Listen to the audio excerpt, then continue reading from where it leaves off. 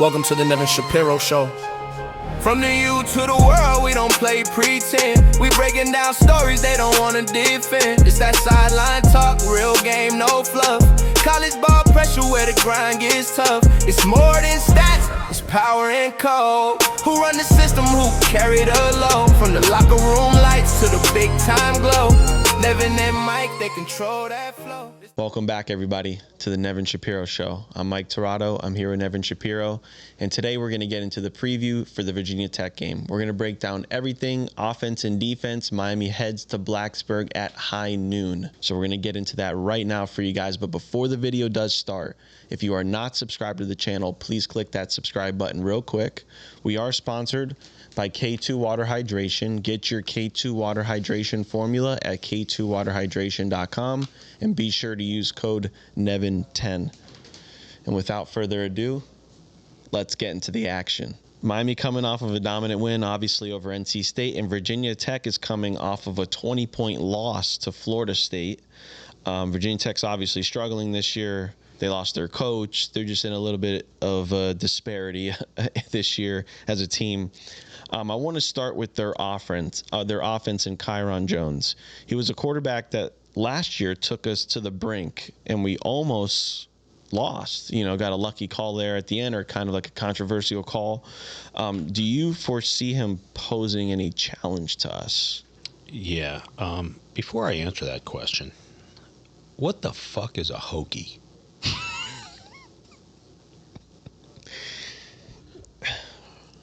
I see we're back to regular scheduled programming here on the show. I see we're back. Can you tell me what a hokey is? When did these guys become like a problem? Isn't it a turkey? When did these guys ever become a problem to us? They've been a problem. They've been a pest for years. Even when the 2001 team, they had a little, you know. All right. So anyway, I don't know why. Sorry. Back to your question. So, you know, it's still a rivalry type game. Teams just get up in a different way when they see an opponent they really don't like. And for that reason, yeah, he could potentially cause a problem for us. You have to be aware. There's no free passes. There's no free lunch, as we've seen, as two of our losses indicate. Louisville's got multiple losses on the season. SMU, same. And we took them both, I guess, lightly or not as serious. Like, everything's a challenge. And you just better play it. You better play it that way. Kyron Jones had a really good game last year, right? And had them in it to win it. So, you know, throw out everything, man. I think a good example we just did on our post-game preview, a good example of the question you're asking is Boston College, who's been nothing but garbage, and they show up and they had Georgia Tech down to the last 3 seconds. So anything can happen on a Saturday. It's just parity so great in college football now that you just have to take everything as serious. One game at a time. You have to. 100%. Yeah. So Virginia Tech does have a top 25 rushing game. They average 191 rushing yards a game, led by Marcellus Hawkins, and Kyron Jones takes a majority of the rushing attempts. Mm-hmm. Do you see Virginia Tech's run game being able to cause a problem against Miami's defense? On paper, no. In reality, yes. I'll just say press play on my last response. Every game, just you got to take serious, you know. Some guys, you know, the worst thing you want to do in a game like this is find yourself in a dogfight. In a dogfight because now you're giving them confidence. And that, you know, we got into a hole against Louisville. It cost us. And SMU, we let stick around. JoJo Trader goes from catching a ball to handing them the ball, and momentum switch like that when we could be extending our lead. So on paper, I don't think they're a problem, but in reality, yeah, they could be a problem. I want to go into Virginia Tech's defense. Statistically, they remind me of my assessment of NC State's defense, which is absolutely pathetic. They give up over 32 points a game and 400 yards on average. What kind of success do you see Miami having over their defense? From my vantage point, I always point out to you the difference between playing at home and on the road. And in this type of atmosphere, which is going to be like if they have nothing else to play for this entire season, they've got Saturday to play for. Would you agree? You can make a whole season on Saturday just as a shot in the arm. If you can get up for any game, this would be the one they would get up for. Their defense is garbage. Yeah, it is. How do we take advantage of that garbage on the road? There's my answer. We did it against Syracuse. We were at home. And we weren't great for the first half. We did it against NC State. We were better in the first half. And overall just absolutely annihilated them. Almost 600 yards of offense. Same mindset. Why change the game plan? Let's go. Whatever you just did, it worked. Do it again. They're obviously going through a coaching change as well right now. Their program is not in a great spot. A lot of rumors that James Franklin could be the next coach. How would you feel about that hire for Virginia Tech? I'd feel great for Miami. He hasn't won a top 10 game in the history of his life. I think they should sign him immediately.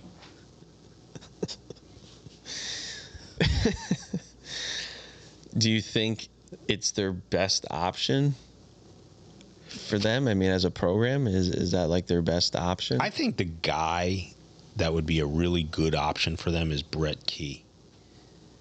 He would go within the ACC, you think? Like ACC? I don't know if that's a good move for him.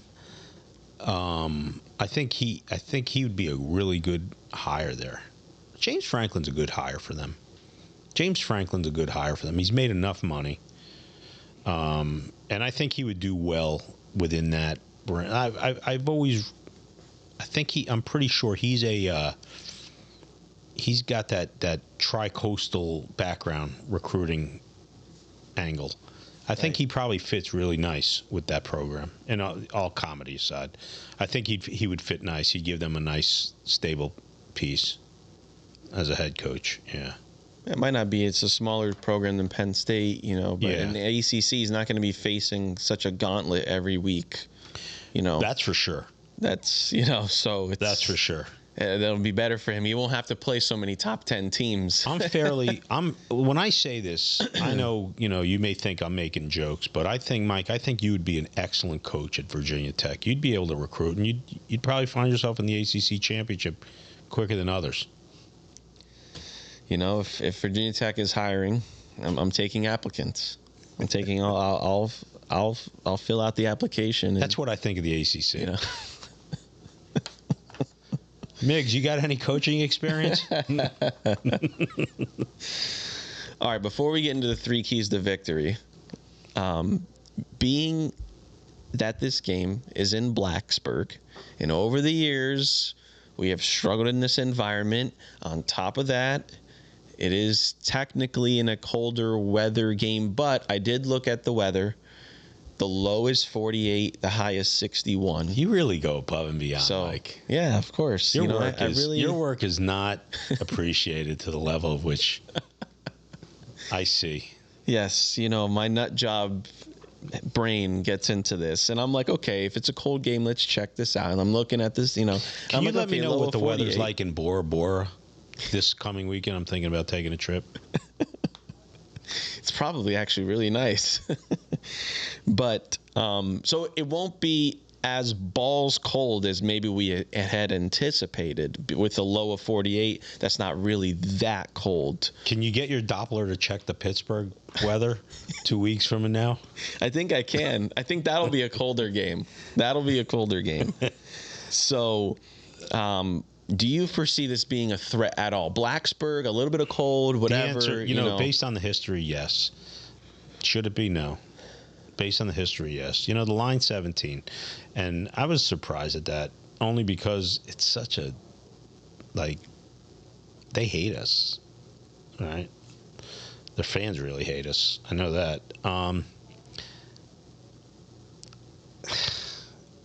It's a nothing to lose situation for Virginia Tech. It's an everything to lose situation for Miami. So, I just think we just get through this game. I'm thinking 30-20, 30-17, that type of 10 game. to 13 point game. Yeah. Yeah, that's what I think. Yeah. I don't see a 41-7 type game. Could it happen? It could, but I see more of a they'll fight a little bit, but if we can knock them out early, they can fight all they want. We can't let them get ahead on us. Right. That's what it is. Yeah, that's going to be part of my keys. I'll share it when you ask me. I'm asking. What are your three keys? The first thing is quick start. And when I say quick start, I don't mean 7-0, 14-0. Like crisp. Let's come out and get first downs and move the ball and just show that, like, yo, this is what it's going to be like for 60 minutes. This is one of those games where I think Mario's possession mindset really does come into play, because I think you wear a team like this out and you can really just beat them up over the course of time. So in that case, I do back Mario's boring approach, but boring yet keep the door open for some creativity. Early start for me. That's, I think, crucial. You just eliminate any thought of this becoming a game. First thing. Second key, pressure on drones. If they get pressure on him, you're going to see what happened against CJ Bailey. Just like I said, if you pressure this kid, what happened? He starts playing catch with the other team. And it was quick. Right. Pressure. Right. So quick start, pressure, and 3, just establish that running game. That's what I really think, man. I think they're going to be able to just gouge this team. Choke them out. And that's it. Yeah. Those are my 3 keys. Yeah. And that's what I think. I don't think you need highlight reel calls, reverses, this and that. Save it for next week against Pittsburgh when you may need it. And just really just go to bring your hard hat and pail, not to use one of Mario's cliches, right? Your hard helmet and your lunch pail. But this may be one of those types of situations Saturday. We're not looking for pretty. We're looking for a beatdown. Controlling time of possession. Yeah, that's it, man. Yeah. Methodical pain. Yeah. So my 3 are very similar. Number 1 is contained Kyron Jones. He leads the team in attempted carries. He has attempted 145 times to run the ball for 578 yards, and his running back has only attempted 110. Mm-hmm. So he is not only throwing the ball, he has designed runs. He's Kevin Jennings. Yeah. He really is. So we have to contain. He is the whole offense with both attacks. I think the second key would be to keep 7 or 8 in the box and live and die by the pass game by Kyron Jones. He's not very accurate. He has a 55 QBR, which ranks 85th. I don't see him being that guy that's going to beat us in the air. They're going to beat us on the ground. Put 7 or 8. I don't think you really have much there. I trust our corners. I trust Jacoby Thomas back there to handle their business one-on-one if they needed to. And then 3, the only way I could see them getting into this is turnovers. So limiting turnovers and exploiting their high school defense. There's really no way for them to win. Seems like we've been playing a lot of high school defenses lately. Yeah, the last 2 weeks for sure. And Stanford was those were all 3. These are 3 high school defenses for sure. Yeah. So that goes back to your ACC point. Yeah, I mean, this is a game we should absolutely handle. We should handle. There shouldn't be any. I'm not saying 30, 40-point wins, but, like, this is a game we should just handle. Like, you should be like, man, this is boring, but we're just beating them to sleep. That's how I see this game going. Should go. Yeah. Asterisk. I agree. Anything else, Nev, before we log off here? No, I think we covered the gamut, man. This is it. This is a 2-game season for Mario and his squad.